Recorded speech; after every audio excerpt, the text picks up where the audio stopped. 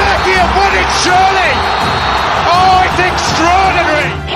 Il y a du monde, il y a du monde, il y a Trezeguet. Ah oui! L'équipe de France est championne d'Europe! L'équipe de France est championne d'Europe! Attention de remate! Siamo campioni d'Europa!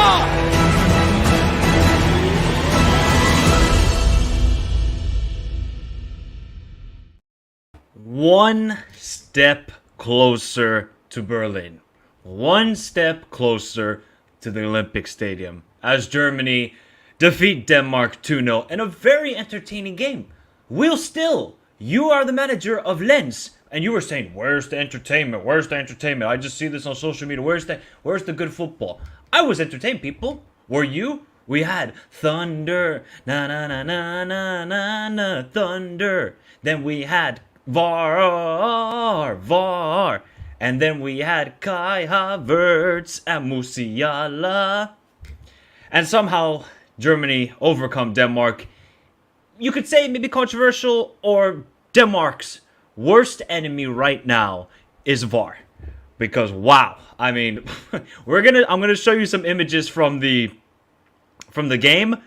It is pretty crazy how close, and this is just the cruelty of football, how close Denmark were to maybe pulling off the upset. You never know, people. It is football. But if you're watching on replay, let me know your thoughts in the comments down below, Germans. It is your first knockout stage victory since 2016. That deserves a round of applause. Germans have gone through the pain. They have suffered. And now they have finally tasted victory in a knockout stage. 2016, you know? 2016. Ice Spice wasn't a thing. Ice Show Speed wasn't a thing. And now they are one step closer to Berlin. Big up to everybody in the chat. M. Sarves, Alex Kevin, Alexander Delos. Big up to my people on Twitch. Addy Green, Ibrahim Diallo, Reza Finest, Adi, DMGF, Barry, how are you all doing? Ariel, how are you all doing? I like the haircut. Yeah, the haircut ain't looking good, though. The haircut ain't looking good. Can't wait until I get to South America, because their haircut's going to look good there, because they know how to cut the hair. All right, let's get to the lineups first. Let's get to the lineups first, people. Let's get to the lineups, because, do we think it was a good idea to start Kai Havertz? I'm going to be honest. Even though SofaScore gave him a 6.4, I actually thought Kai Havertz was pretty good today. The only thing that was missing from his game was just one more goal. If he had 2 goals, I would say, Kai Havertz, you shut up, everybody. I thought he was pretty good. Link-up play, hold-up play, was getting involved. If he was having a better game than Musiala. Musiala was pretty quiet until he got the goal. But Havertz was good. Now Leroy Sané, I don't know why he's starting. What did he show to Nagelsmann in the group stage and said, yeah, you're gonna start today? I thought Leroy Sané again was just average. He was average, and everywhere else was good. Gundogan was a little bit quiet. I thought Andrik was good, and Schlotterbeck. People always say Schlotterbeck. Oh my God, liability. What is this guy? He's gonna create a mistake somehow. The only mistake Schlotterbeck made today was he tried to dribble it out of his own box, which was ludicrous and stupid from him in the first half. Other than that, I thought Schlotterbeck and Antonio. Do you see how he was celebrating like this, man? Like this. In the second half. That is defending right there, people. That is defending. That's what Germany need. They need the defenders who are passionate about it. Because the fullbacks, they're a little bit of a liability. Midfield, if there's no Andrik, there's no real cover. You need Schlotterbeck or Jonathan Tah or Antonio Rudiger to step up, and they did today. Great from them. For the Danes, I thought it was actually their best performance. Somebody said in the chat earlier, I thought it was their best performance of the Euros. They actually looked threatening going forward. They moved the ball well. They defended, I thought, pretty well with Vestergaard. I thought was the best defender of the 3, and he's probably the one with the most liability towards him. So Denmark, it's just crazy how this now turned out to be your best performance. You could have put this performance up against England, they would have won. But again, this player right here, though, man. This player right here.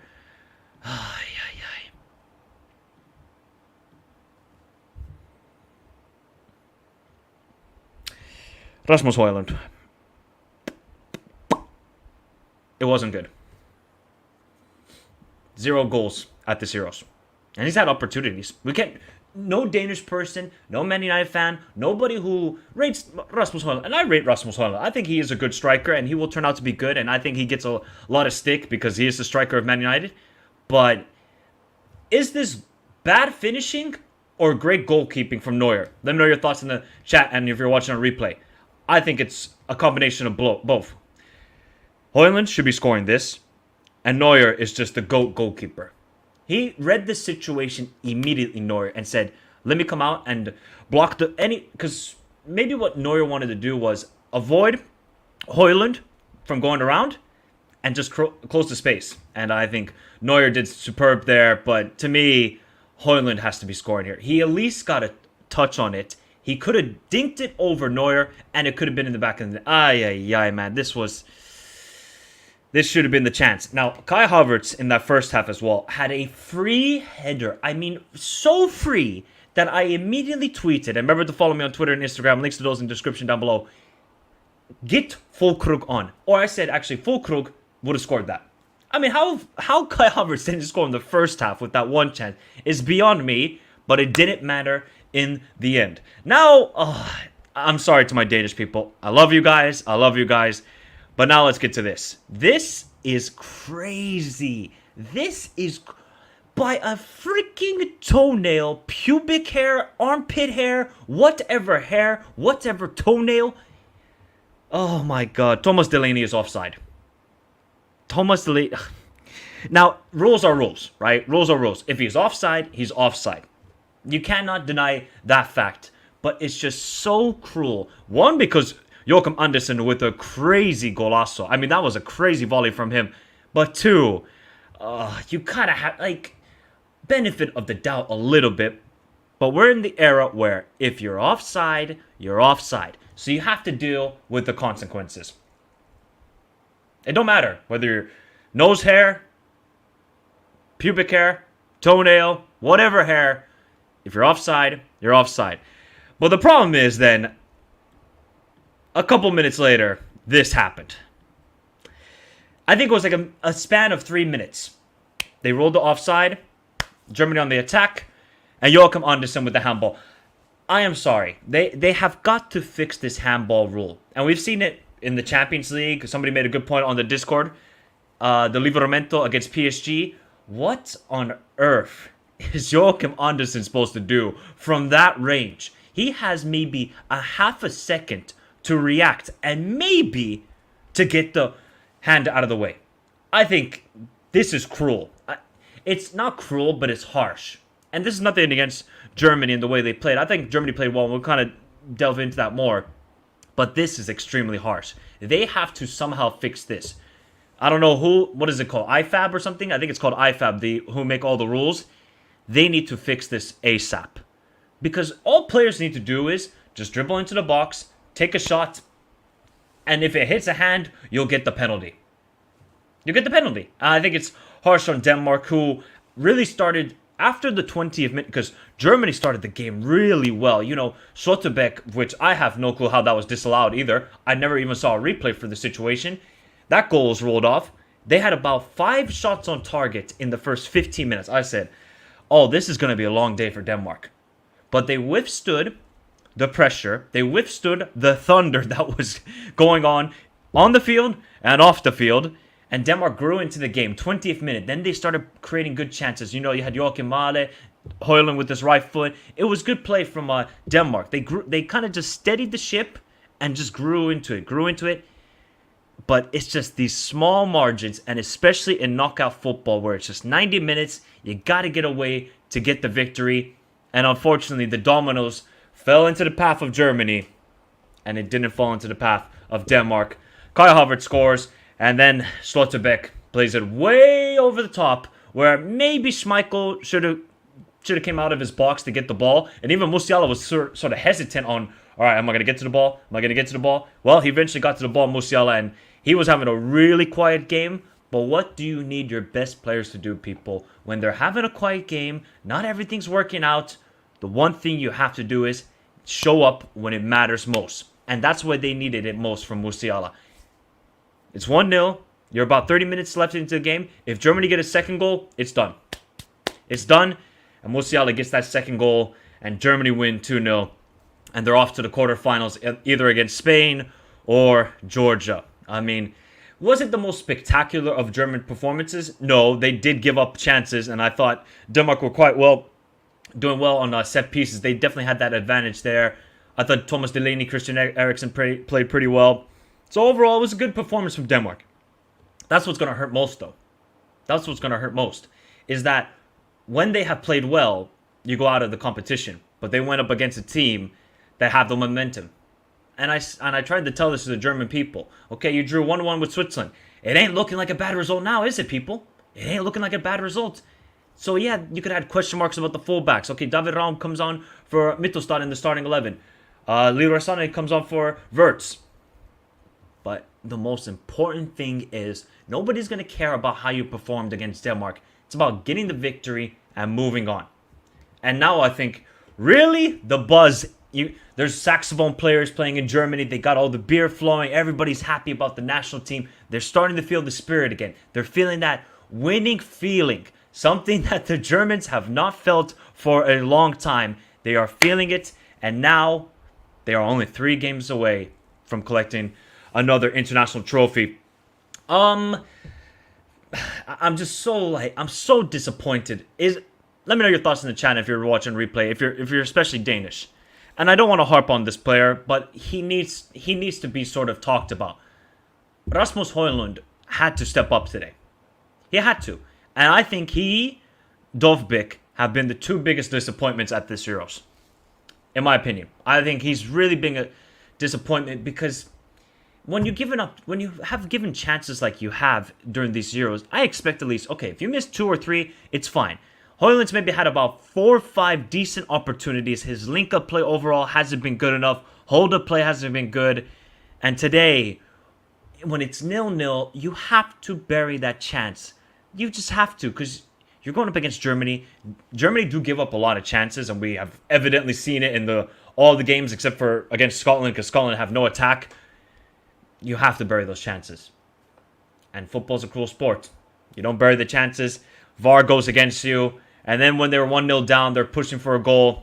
And then that's what happens. 2-0. Musiala. And Germany move on, people. I mean, overall, I thought it was entertaining. I would probably give it like an 8 out of 10 game. We had everything, people. Everything you want in football is there. I know. I can't wait, man. Let's not write off Georgia just yet. Georgia could pull off an Iceland. You just never know. It is football, so I'm not going to get ahead of myself. But if that is the quarterfinals, Spain and Germany, we eating good. There's no Gnabry, but we're still eating good at these Euros. Big up, Freak Moss. Danish here. Rasmus didn't play well, but our system is like United. We play super defensive and doesn't utilize his speed behind the defenders. I would agree with this. Yeah, I would agree with this, freaking Moss. But my argument to that is, I think he's had enough opportunities. He has to be burying this chance, freaking. I like that name, by the way. He has to bury this chance. This is inexcusable. You cannot be missing this if you're Rasmus Højlund. I understand it is good goalkeeping, but this is a chance where Rasmus Højlund has to score. And you can't just single out Rasmus Højlund. But overall, I think Vestergaard played well. And today, I don't think even Denmark were super defensive. They were super defensive for the first 20 minutes because Germany were just applying all the pressure. But Denmark started creating good chances after the 20th minute. Christian Eriksen, good passing. Even Christian Eriksen was making a run in behind. I'm like, wait, that can't be real. Is that Christian Eriksen? Christian Eriksen is like James Rodriguez. Club level, right now, not in the past, because Eriksen at Spurs was a baller. Right now, his club level ain't good. But when he puts on the Danish kit, Eriksen performs. I thought Joachim Mæhle could have done better in certain situations in and around the box. Alexander Ball, yeah, he's okay. It's okay-ish. Yeah, overall, I don't think the system isn't working for Rasmus Højlund. I just think his overall play hasn't been good enough. That's the biggest miss for me with him. Pick up the Spy says, Havertz was terrible this match. Forget the penalty. The man missed the 1v1. Denmark was actually good this game. Very good passing, but unfortunately, Rudiger is in his prime. Antonio, man, this guy's beasting it up right now. Antonio, if he can defend like that, and Schlotterbeck, Germany got 2 good defenders. Who would you start if you're German? Would you start Jonathan Tah or Schlotterbeck? Because Schlotterbeck, very good passing, speed, maybe a little bit of a liability defensively, but I really like Schlotterbeck. When I saw him at Freiburg, I said, this guy is going to be a seriously good center-back. He has made a lot of mistakes at Dortmund, but today, pretty good. Pretty good. See, I don't know who you would start. Jonathan Tah. I still rate Jonathan Tah. I don't think he's made a mistake at all in these Euros. The English refs have to be dismissed. How come every bad decision involved is... I mean, what do you expect, Exmari? What do you expect? Premier League referees, I mean, god damn, these guys are terrible. These guys are terrible. One, you don't trust the government. And two, you don't trust the referees or anything to deal with the English Prem. Because, god damn. I did. AK, you just joined. I did. He wasn't good today. Might be biased, but Schlotterbeck by a mile. Ever since February, he's been class. I mean, yeah, if you talk about the Champions League, Schlotterbeck has been really good. It's just in the Bundesliga, I see sometimes he makes a lot of mistakes. He makes a lot of mistakes. Of the match a lot, but after the penalty was allowed, I knew Denmark would lose steam. Yeah. Well, even when it was 1-0, I felt like Denmark were creating good chances. It's just you can't... Schmeichel has to come out for that chance, though. But it's way off his line. Maybe Joachim Andersen should be doing better in that situation, because Joachim Andersen is expecting that, oh, maybe he will close down the space. And then Joachim Andersen's like, oh, we're effed here. And the ball falls into the path of Musiala, and Musiala's going to score. That's not the guy you want to leave the ball to. Prem still. I'm going with Prem. Well, if you're talking about Italy, yes. I thought this game was entertaining. Maybe the last 10 minutes was a bit boring between Denmark and Germany, because I think Denmark just lost all hope. But overall, this game was quite entertaining. I mean, Denmark did test Germany. Like, we cannot say here and say, oh yeah, Germany cruised past. It's not like Switzerland versus Italy. Switzerland were in absolute cruise control, third gear. Germany were being tested. They were being tested, and there was nervous moments. So to get a win and to overcome it, I'll say that right here. Nah, they didn't get robbed. No. This is the thing. Denmark did not get robbed. Even though I think the handball is quite harsh, I've seen that rule given so many times. So I'm just so pissed off at the rule. I'm not even pissed off at the referee. The referee, if he sees any sort of contact with the hand inside the box, he's going to give it. It's a stupid rule, because Joachim Andersen has no opportunity to react. What? Rules are rules, and the offside, I mean, the dude is offside by a toenail, but offside is offside. But I think they have kind of discussed about giving the fortune for the attacker. I think it's some discussion like that. Apart from Spain and Germany, which giant in Euro 2024 has been the most convincing? Which giant? Well, definitely not Italy. They're out. France, no. England, no. Portugal, meh. And, yeah. Netherlands, no. Yeah, not a lot of teams. But we'll see tomorrow how Spain and England do perform. We'll see how they do perform. Germany's passing is really crisp on the run. I wish they played with a real 9, though. I mean, overall, people, I actually think Kai Havertz was pretty decent today. Yes, where's the image? Give me a second. He needs to be scoring this, right? Kai Havertz needs to be scoring this chance. No doubt about it. He needs to be scoring this chance. But overall, I thought Kai Havertz was involved in the play. Yes, he the 1-on-1. I'll give it to him. It was offside. He should be scoring that situation.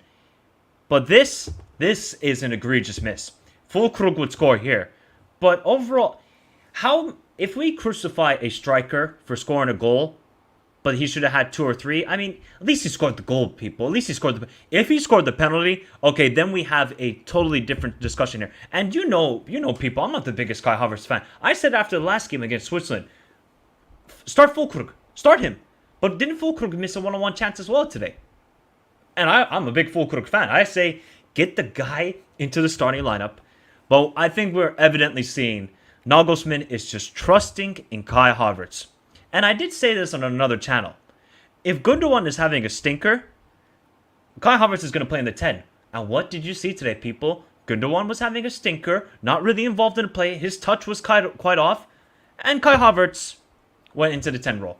So overall, I actually can't be negative about his performance. I thought it was pretty good. Now, would I say he's man of the match? No, I would probably... Who would you say is man of the match? I think it's one of the 2 center backs. Yeah, I would say it's one of the 2 center backs. Or even Neuer. Even though Neuer maybe had to make one crucial save, would you give it to Antonio? Or would you give it to Schlotterbeck? Or Kai Havertz? Let me know, people. Who would be your man of the match? Who would be your man of the match? Let's see here. I like Spain tomorrow by 2 goals. It could be a blowout. Hey, shout out to the Miami Dolphins. Even though, man. Do not get blown out by the Buffalo Bills. I like Spain tomorrow by 2 goals. It could be a blowout. It could be, yeah. It could be. It could be. Maybe Georgia just so emotionally just drained after qualifying. But we'll find out tomorrow, people. We'll find out. Rudiger, Schlotterbeck. Ref. Okay, the ref was terrible. But I think with the crucial decisions, you can't deny offside, people. The handball is the handball. What can you do? What can you do? It might get delayed. Oh, shit. Well, at least that's good. Then I can sleep a little bit longer. Musiala. No, I don't think Musiala definitely wasn't man of the match. Musiala was so... He was quiet, people. He was quiet. But then, he gets the chance. And then he gets the goal. And then nobody will forget that he did have a pretty bad game. But that's what you need from your best players. If you can score your chances and your opponent score, your morale is gone. And just like that. And all that hard work for nothing. That's what happened with Denmark. Yeah, I think for Denmark, they had the ball in the back of the net. They thought they scored a perfectly good goal. And if Denmark took the lead in this game, oh, I have no clue if Germany win this game. I'm going to be honest, because Denmark are a good defensive team. They have good defenders in Vestergaard, Christiansen, and Joachim Andersen. And Germany would have probably been frustrated. Then they would have thrown on Füllkrug, kept on Musiala, then thrown on Wirtz and just thrown everybody forward. But it didn't get to that point. That's the thing for Germany. They haven't played a perfect game, I would say, since the Hungary game. I think even the Hungary game was pretty good. Yes, they gave up chances. I understand, but that was a better performance. Switzerland, a little bit nervy, but they're showing their mentality. This team is showing mentality. They're showing everything, people. Did Spain, I will always repeat this, did Spain play a perfect game in every game when they won the 2010 World Cup? No, they didn't. But we won't care. All we're going to remember is Iniesta and Nigel de Jong trying to kill Xabi Alonso. That's all we're going to remember. No,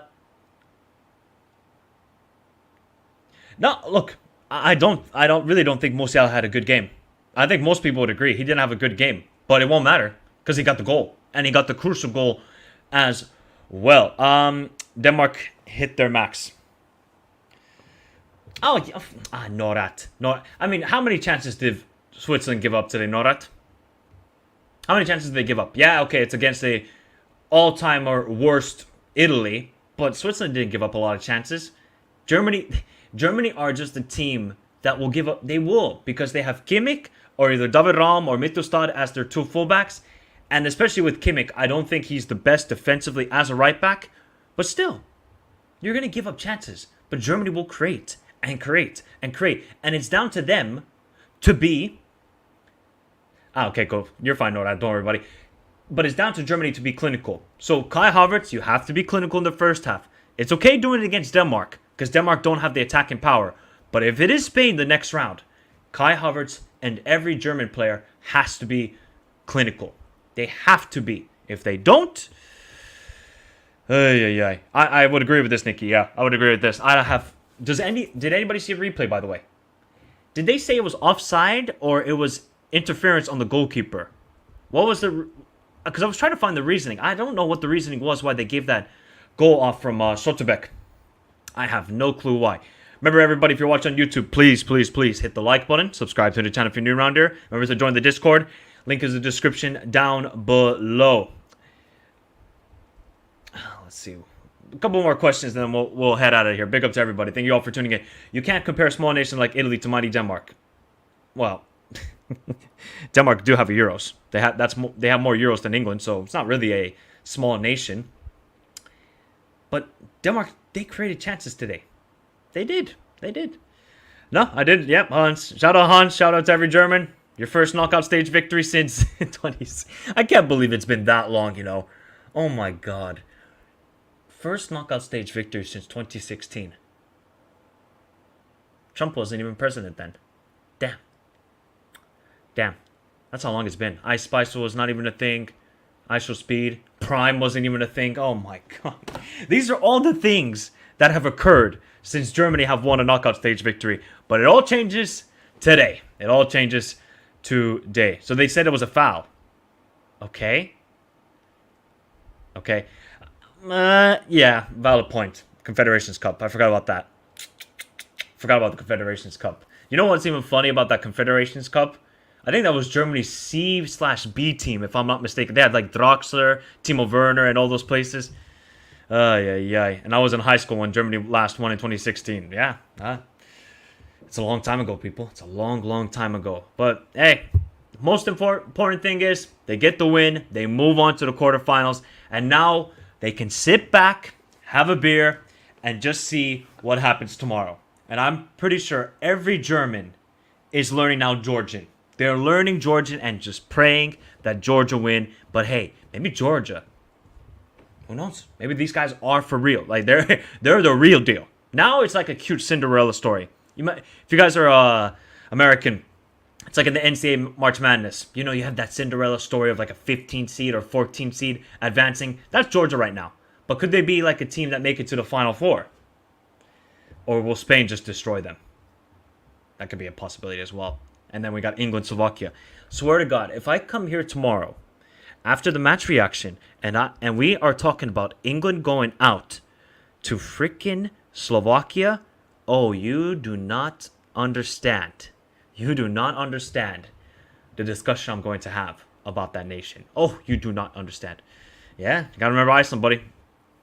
Michael, Spain would abuse the space Germany leave behind. That is my big worry. I don't think Germany are the best defensively. So if you're going to allow that space to the likes of Lamine Yamal, Nico Williams, Pedri, Fabian Ruiz, they're going to get cooked. But, I mean, Anish, Spain are not that great defensively. And they're going to leave up space to Kai Havertz, to Leroy Sané. Well, I don't think Leroy Sané should be starting, to Jamal Musiala, to Verts. So it's going to go both ways. It's going to go both ways, Anish. But I ain't going to talk about it until Spain beats Georgia tomorrow. If they beat them. Because, hey, it is football. You never know. I'm sure everybody will. With a back four instead of a back five now. No. Okay. Only Jurgen Klinsmann and Mario Gomez have scored more goals for Germany at the Euros. Have scored more goals than... I love this game! Oh, wait. Why did it not play the video? There we go. Here's you, Skill. Okay. I have nothing to toast you with. Woo! Woo! Oh, my goodness. Well,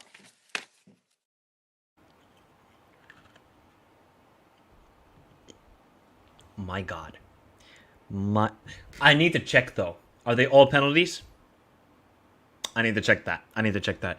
But everybody, thank you all for tuning in. Another reaction video. Remember to check out the reaction videos as well for the Copa America. All that can be found on the playlist for the Euros and the Copa America because, oh boy, everything's heating up now. This is the best time of year, people. The anxiety of a knockout stage games.